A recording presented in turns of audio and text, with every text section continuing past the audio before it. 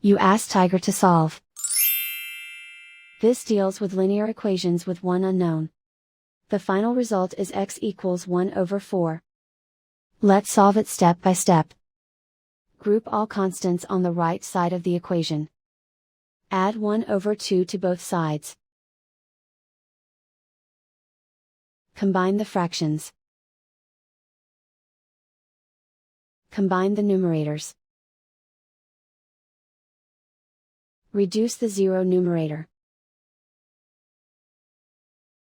Simplify the arithmetic.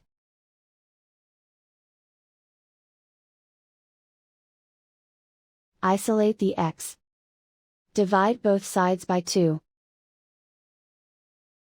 Simplify the fraction. Simplify the arithmetic.